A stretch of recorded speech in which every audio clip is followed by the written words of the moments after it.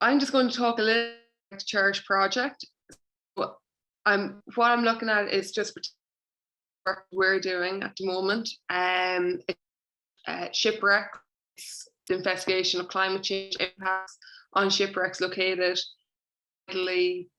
in shallow water. I know my colleague Edward Pollard has given a talk for you before, so has Toby Driver. So you know, our CHERISH Project, we work in a number of different environment types, and their talks have covered different types of work that we're doing, such as Toby's work with aerial archaeology, and then Ted will probably cover a lot of coastal heritage and promontory forts.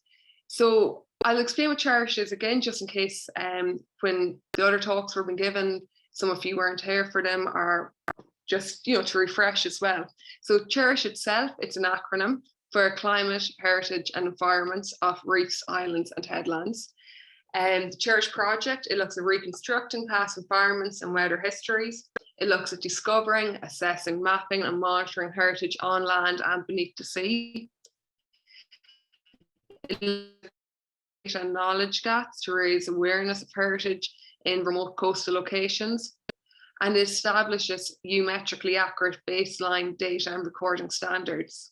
So the project itself is funded through the Ireland Wales Programme 2020, and it has 4 different project partners.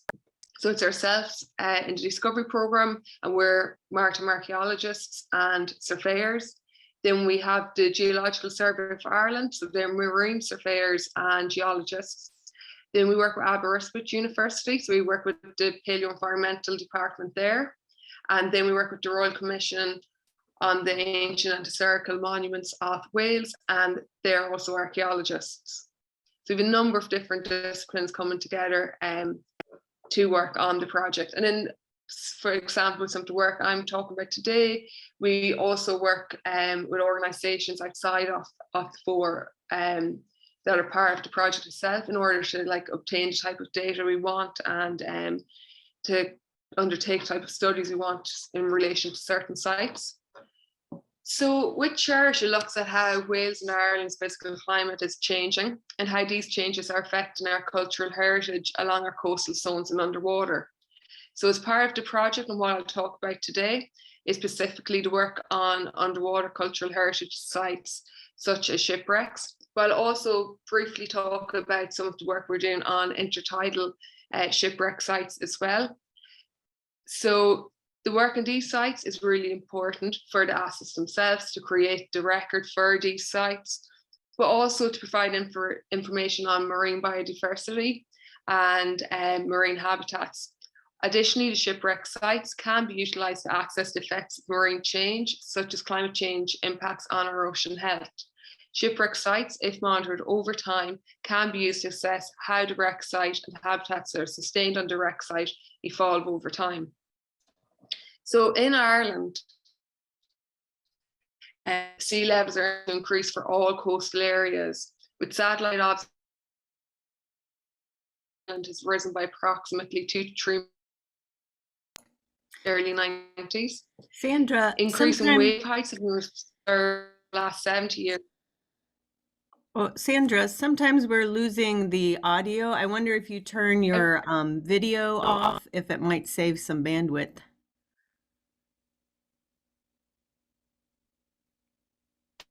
Perfect. Yeah, so hopefully you can hear me a little bit better. Yes, thank you. Better? Oh, good. Great. So I'll just go back to wave heights. So wave heights have been observed to be increasing over the last 70 years in the North Atlantic. So predicted changes in sea level will magnify the impacts of changing storm surge and wave patterns on underwater and coastal heritage. And we're seeing some of this already, you know, and it's something that we talk about when we look at the different sites that we're studying as part of the CHERISH Project. So in line with global trends, the seas around Ireland continue warming, with the rate of sea surface warming around Ireland increasing at an unprecedented rate.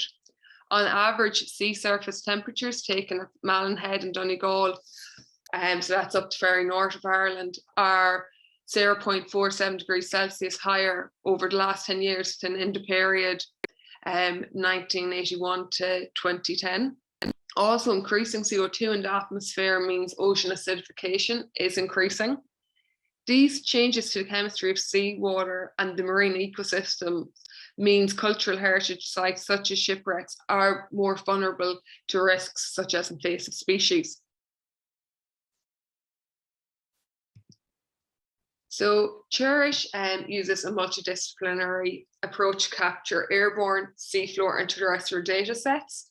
The project is working to create a seamless land-to-sea view of coastal and maritime cultural heritage sites in an endeavour to understand how they are being impacted by climate change.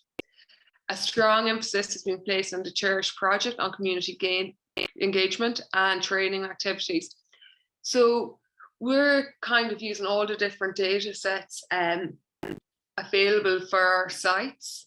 We're, apart from us undertaking the work or commissioning the work, we're also looking at past data sets. So we're looking at LiDAR data sets that are available. In Wales, they commissioned quite a bit of LiDAR work, while in Ireland, we're just accessing previously existing data sets. We're undertaking drone surveys. We're doing this as extensive coastal surveys, but also site targeted surveys. We're accessing satellite imagery and satellite data where it is available and where it's plausible as part of the project. So, for example, looking at areas around County Dublin, we've been using available satellite imagery studied as part of other projects, but then we're also incorporating that data into the CHERISH Project. We have an archaeologist as part of the project, and he has surveyed all of the island along with Wales, and then we're undertaking various terrestrial methods such as geophysics. We're have been using rope access to be able to access cliffs. So basically any heritage that are exposed in cliff faces, we've been able to do that in County Waterford, for example. It's actually a really good tool, and it's something that we probably could do in a lot more sites around coastline, and it's proven to be really productive for us. Then we have been collecting GNSS surveys. We've been undertaken paleo-environmental work, and we've also undertook excavation. But what I'm really going to talk about today is the marine surveys that we've been undertaking and the diving work, and this has included remote operations such as with a remotely operated vehicle. We've also included diver data in our work on our 2 underwater sites. So just to give you an idea of where CHERISH has been working in Ireland. So we're in County Dublin, we're along the east coast in 2 different areas in County Wexford. Then down along the south coast, we're working in County Waterford. But where I'm going to be mainly talking about today is County Kerry, and then just below County Cork. So you can see the icon for the Manchester Merchant, one of our shipwrecks we studied, and actually that's our underwater wreck, and just a couple of kilometres along the coastline there in Dingle Bay is one of the intertidal wrecks I'm going to talk about, and then just down further to the south in County Cork we'll talk about our other deep water underwater wreck, Las Filiant. So as part of the work in CHERISH, we felt it's quite a difficult question, that we're trying to answer in regard to what the study of shipwrecks can tell us about climate change impacts, and how we can identify that the impacts that are happening to the shipwrecks are due to climate change. So there was quite a lot of exploration of various methodologies as part of establishing our scope of works for the project. So initially, we were actually going to look at a shallow water wreck site in County Wexford.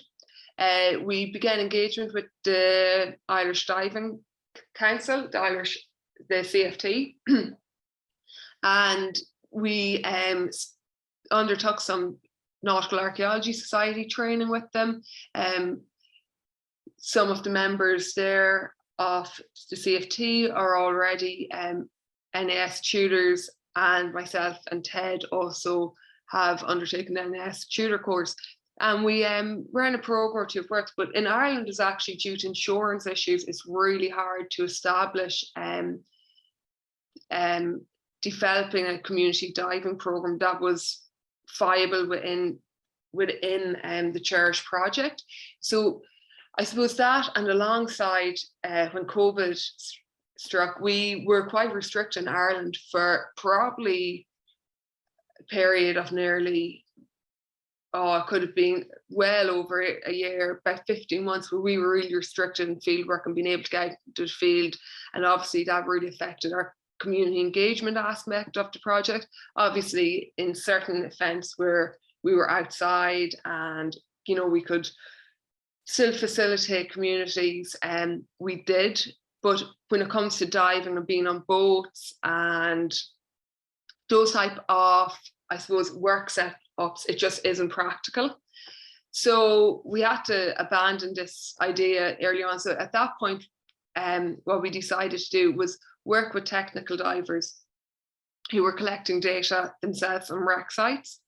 And this also helped us choose some of the wrecks we ended up working on. But we then also, for our intertidal wrecks and for our underwater wrecks, identified that we wanted to record them with structure for motion, because we wanted 3D models of the wreck site, of how they stood, and then how they would change over time. So this tied in quite nicely with our marine geophysical survey, which produces the same type of data. We collected multi-beam X-sounder data, so we were collecting 3-dimensional point clouds again of the wreck sites underwater. So we explored the option as well of commercial archaeological diving units. That also was put on hold due to COVID, and also is how we ended up on the route of working with In-Depth Dive Group, who are the technical divers I just mentioned, who work on wrecks, and as part of in-depth diving as well, they're quite well established photographers, you know, so they have that skill set there to collect the type of data we want, which is the photogrammetric data, to be able to create models and exact records of the wrecks as they sit. Excuse me. And then also as part of the work, we were really keen to have a marine biologist study the wreck sites that we're working on, because we felt this was really informative to looking at climate change, indicator species, and then just to understand the habitats that the wreck sites create. So we're working with the University of Ulster, and we're working with them on all of our wreck sites. So they're going to assess the data for us there. So a lot of the work that I'm talking about now, some of it's been completed, but we're still in the final phases of collecting and analysing the data. So it was all the previous factors that ultimately ended up determining our study sites. For example, with the intertidal wreck sites, we undertook work on wrecks in Bull Island in County Dublin. We also recorded wrecks in the River Inny, but we were able to see the greatest impacts and greatest amount of changes happening to some wrecks, such as the Sunbeam. So the Sunbeam, it's a coastal trading schooner. It sorry, after going off there. So it was wrecked. It was actually, sorry, I'm losing my train of thought here completely. So the Sunbeam, it was built in 1860 by Walters and Exmouth, and she was owned by her builder right up to 1874. And then she was brought by Richard Kern of Arklow. In January 1904, when on a voyage from Clonfire to Cork, she was driven ashore in a storm and wrecked with no loss of life.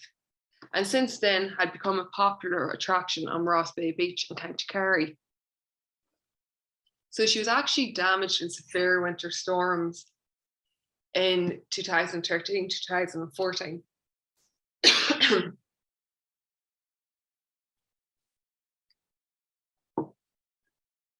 So our government-run underwater unit here is the Underwater Archaeology Unit, and they're within the National Monument Service, and they're the Department of Housing, Local Government and Heritage. So they commissioned a local archaeologist, Lawrence Dunn Archaeology, who has extensive experience working in underwater archaeology, to undertake assessment, coastal defence works, recovery and conservation of over 50 timbers.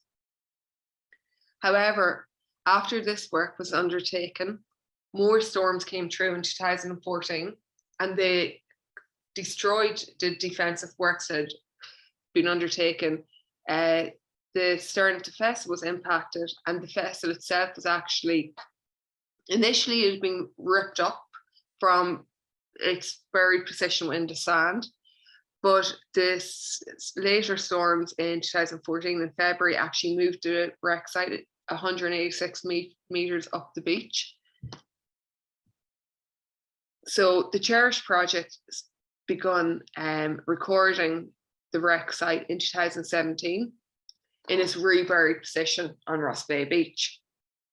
So we undertook surveys in July. There was monitoring surveys in September. We went to monitoring surveys in June of 2018.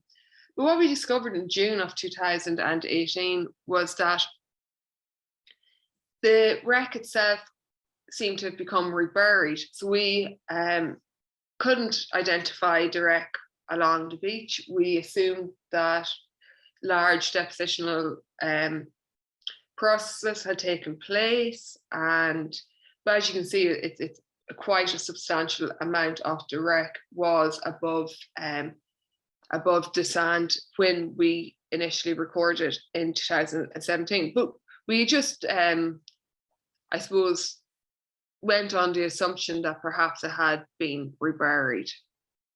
And this could have been to do with storms in 2017, 2018. But for some reason, we didn't decide to leave it there. We decided to keep on looking for it. So in October 2018, we walked the entire length of the spit at Ross Bay Beach, and we actually rediscovered the shipwreck 2.5 kilometers along the coastline, just there to channel into Dingle Bay. So only one side of the wreck was exposed above the water. We haven't at any point been able to investigate whether we have the entire of the vessel, or if the other side of the vessel is now missing, just because of its location there in the channel. We haven't been able to access it. We did bring an RFE down before, but the conditions weren't suitable.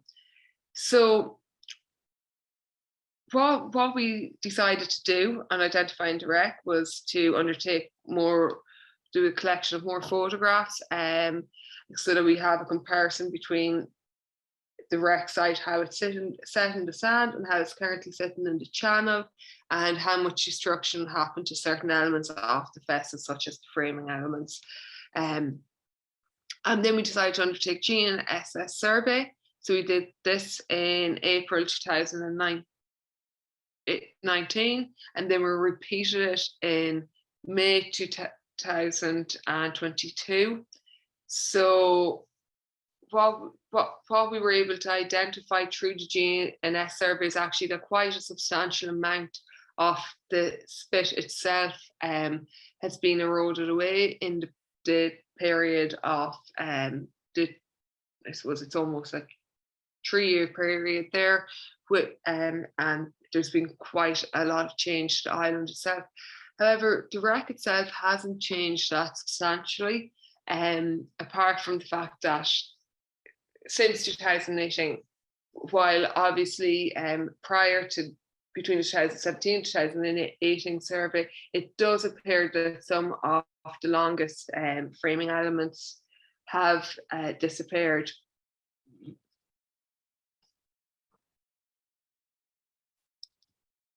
So now I'm going to talk about the Manchester Merchant. So this is our underwater shipwreck.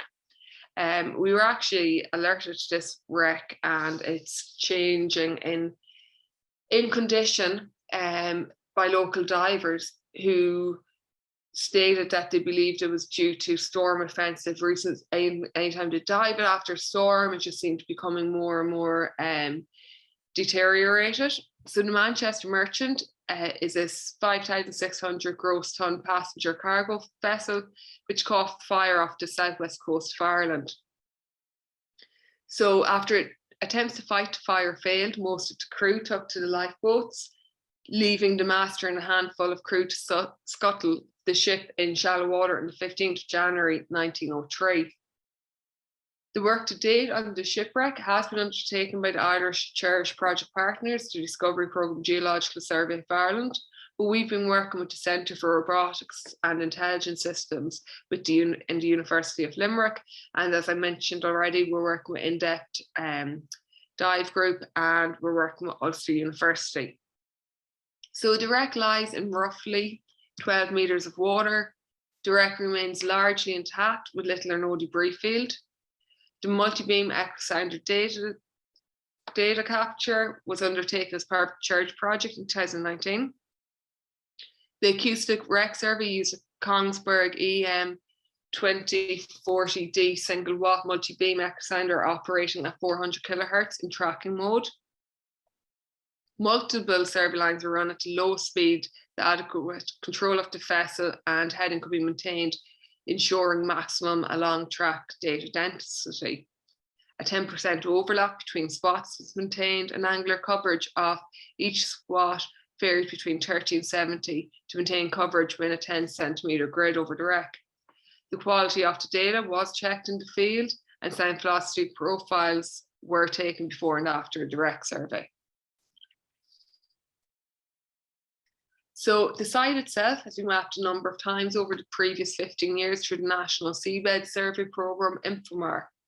The image on the top left shows the multi-beam echosounder survey from 2009. This data was compared to the CHERISH 2019 survey using Cloud Compare software, and this is showing degradation of the shipwreck site over time. We can see in particular changes to the condition of the wreck site in a number of areas, such as at the bow, the stern, and the midship. This change is denoted by the coloured grain on the image on the right. Our repeat survey of the wreck was undertaken in 2021 in conjunction with a remotely operated vehicle survey.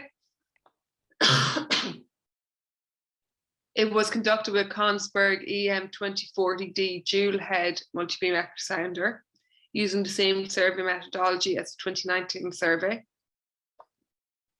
However, multi-beam echosounder data only provides structural information to a certain level of accuracy. So CHERISH initiated a detailed visual survey. Sorry, just cough.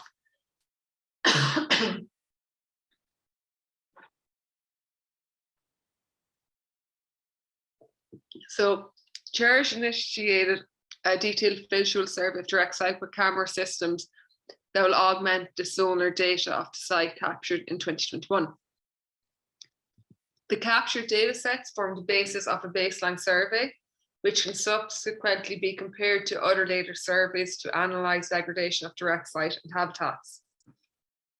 The specific goal of the survey were to perform a general visual inspection with cameras, complete a biohabitat analysis, and to understand the seabed dynamics. The acquired photo datasets can be utilised in a structure for motion algorithm known as post-process photogrammetry to develop additional three-dimensional models of the parts of the site that were surveyed with RFE. The overall survey plan is twofold. It was to acquire data sets utilizing a remotely operated vehicle, and then to acquire data sets with a dive team on site.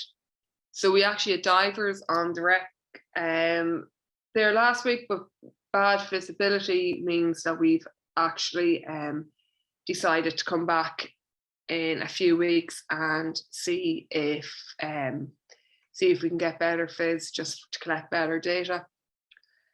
So the ROVs utilized for the project is a smart advanced system, and it's not something you typically find in the commercial world. It is known as the IROV system and is driven by smart navigation and a control suite known as ocean rings. So the ROV system can operate up to 300 meters and can operate 24 hours a day. So this would far exceed operational times and current limits for divers. Obviously on a wreck site like the Manchester Merchant, those type of pros to the use of an ROV in comparison to divers, it doesn't particularly matter, but does when you collect this type of data on these shallow water wrecks, and it shows what can be achieved for wrecks in much deeper water, it really opens up the ability to collect really nice three-dimensional data. So, however, there's always concerns for operating on shipwreck sites. In particular, it can be challenging to acquire high quality photogrammetric data sets underwater. You know, this is something we've seen as well through our work. The number one limiting factor is turbidity and good visibility. So when you execute a survey like this, it's basically run along the same lines as the modern drone system and how you collect the data for aerial photogrammetry. The system utilizes GPS positioning to manage navigation of the drone and to ensure photos will overlap of about 80% between camera frames are achieved. However, when entering the subsea domain, GPS is not useful and navigation and control is generally executed by a manual pilot with many years of experience in ROV piloting. So to move away from the manual piloting and achieve a higher survey grade platform, the IROV system utilized onboard inertial navigation systems, which is utilized by ocean rings to provide autonomous navigation and control. The INS system is closely coupled with a DVL for speed estimation and a submersible GPS. The GPS gives last known precision prior to dive. Then the INS, with its 3-axis accelerometers and 3-axis fiber gyros, provides a dead reckoning position over time from the last known GPS. So the photogrammetry was collected with a camera system from subsea imaging, and it's operating in a continuous shooting mode and triggers 2 onboard strobe LED lights when a picture is taken. The camera and strobes are positioned in such a way to try to minimize backscatter, and that was something we would have had to do on our survey of the Manchester Merchant, was to adjust the camera systems once we brought the ROV back to the surface and kind of could see that we just weren't getting the type of data we wanted due to the amount of backscatter. So this here basically shows the ROV system, and let's see. Okay, but this is basically the ROV system and how it would look. This is a control system, and this is actually meant to be a video. For some reason it's not playing though. And basically it shows how the ROV collects data itself independently. Okay, so none of my media is going to play, and that's unfortunate. Okay, so basically this is a video for that. I don't know why it's not playing, because whenever I checked last, it was working fine. But anyways, basically, this was showing the survey in operation of the ROV when we collected data on the Manchester Merchant itself. It was a 2-day ops that we undertook in June of 2021. And the conditions on site were challenging, particularly in terms of visibility. The RFV system completed a number of surveys. So it completed a survey on the boiler section, which this video would have shown. We undertook a number of passes on the boiler system. So what we did, we completed 5 passes on one axis, and then we completed 7 on the other. So we were going up and down along the boilers to collect the type of data that I'll show you in this next slide. So these were the initial survey results. As you can see, the visibility on the site wasn't particularly great. So we are going to process this data a bit more to hopefully be able to get slightly nicer 3D models from the data we collected. But as you can see, we have collected relatively good models. Now, this is, okay, so these aren't going to play for me, I don't think, the videos. I see like a play button down below. Are you able to hit that? Yeah. Yeah, but the problem is it's saying the media is found. So yeah, so look, yeah. I'm closing my eyes. I can see it as you're describing it. Yeah, I'll just explain what they would have been. They're only short videos anyways, but it's just a shame that they're not working. Because I don't know how they're not working unless there's an external hard drive that should be plugged in somewhere that isn't. But I won't mess around with that now. I'll just leave it as it is.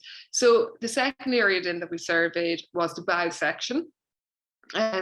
So here's the bow. You can see it's actually completely broken away from the main body of the wreck. And so basically with this survey, all we did was about 15 minutes again, and we produced a 3D model of the site. Are any of these going to work for me? No. So basically what we have here in this slide, we had, what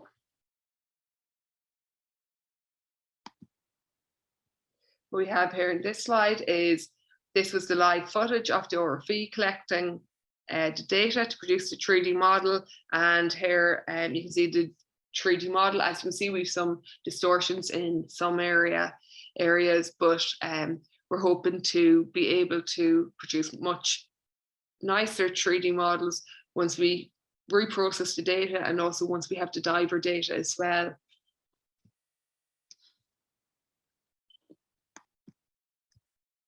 Okay, and then as part of the work in the Manchester Merchant, we're actually doing a biohabitat analysis. As you can see just from some of these photos here, there's quite a large amount of life on the wreck site. So we should hopefully get some interesting results from that.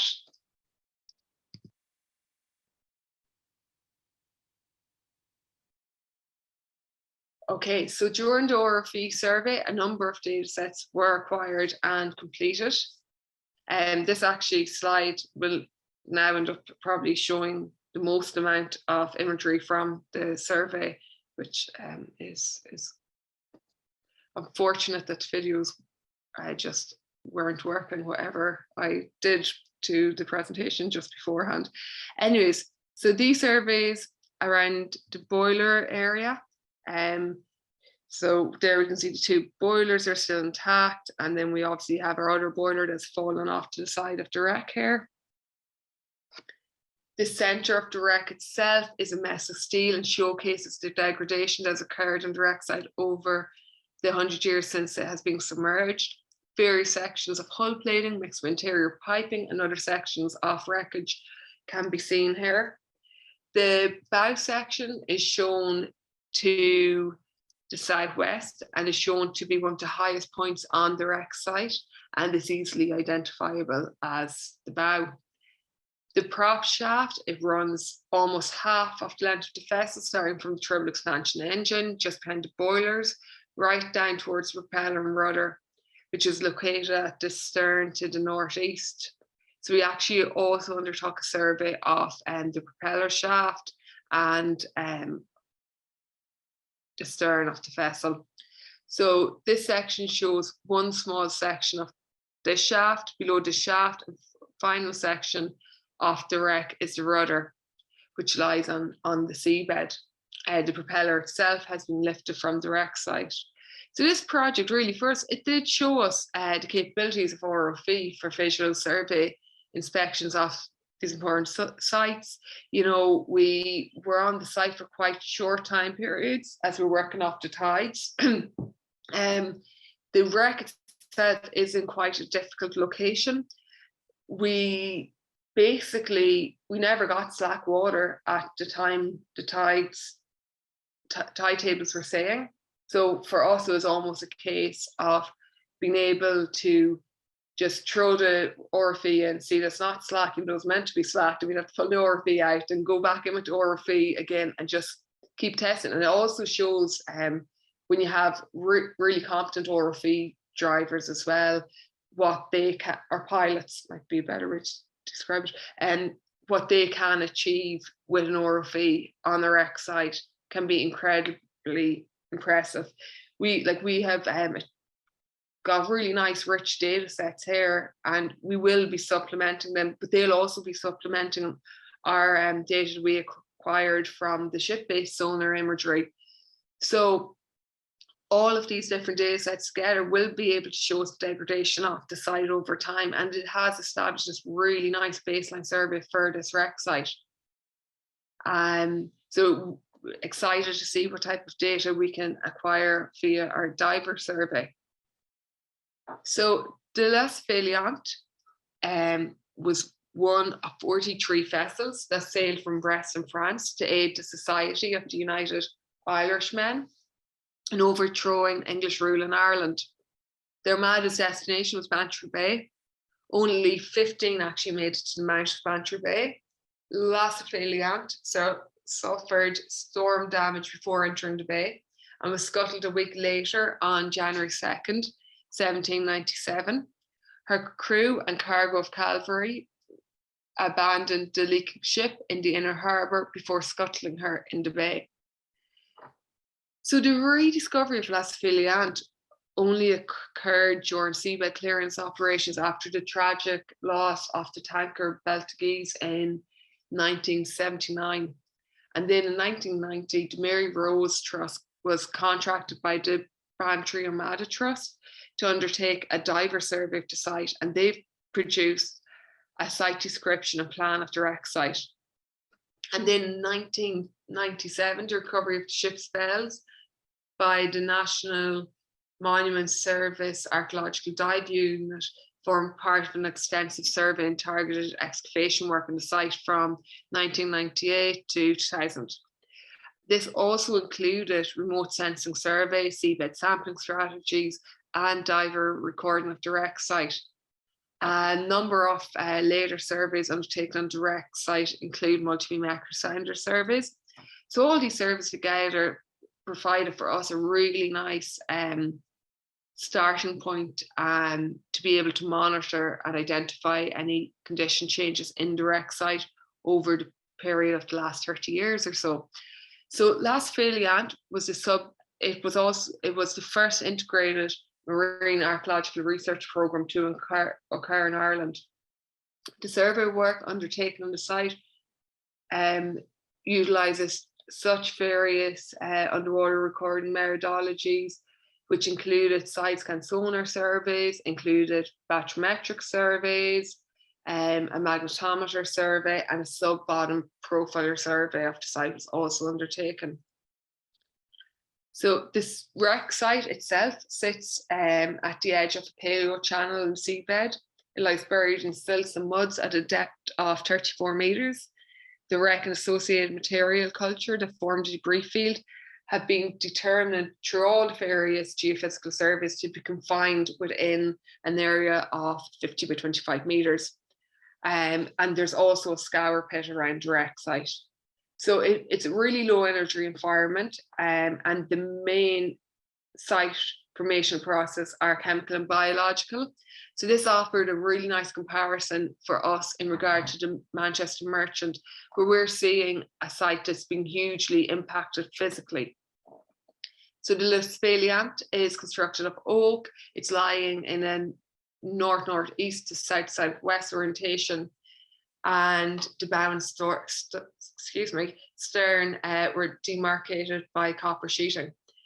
So when previously surveyed, the bow stood at a height of up to 4 meters off the seabed, and the wreck itself measured 46 meters from bow to stern. The site is rich in identifiable artifactual material, and many artifacts are visible on the wreck site. And this includes cannon, anchor, concrete mounds, ship's oven, there's rigging material, saldery, and small arms. So here, one video is working at least. So this is the diver survey that was undertaken from In-Depth Dive Group. And here we can see the anchor. On the ship's plan, you can see this was located amidship. So we're amidship here, where the anchor is standing upright from the seabed.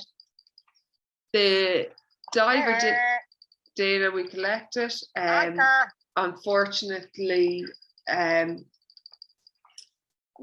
was quite, the visibility on site wasn't great, so we don't have data for photogrammetry from the diver survey. When we put the RFE down on the site, it was just far too dark. So we actually abandoned operations quite quickly on La Spéliant. We established that we could do a condition assessment of the wreck with the RFE, but we would not collect the type of photogrammetric data that we wanted. So we, when we knew that the divers were coming in and would collect condition assessment data anyways, we decided to abandon RFE operations. And it shows as well, you know, in certain environment types or on certain sites, you know, so some methods just aren't feasible and they won't get you the type of data that you want. So it is intended that the archaeological survey and recording of the project sites will feed into wider studies on the impacts of climate change and vulnerable underwater cultural heritage. The work on this wreck site will be used to investigate the potential of wreck sites to contribute to our understanding of climate change within the marine environment as well. So thanks very much for the opportunity to talk today, and I'm really sorry about the videos. I have no idea what I did, but thanks very much for listening, and it's been great to be able to share some of the CHERISH Project's results.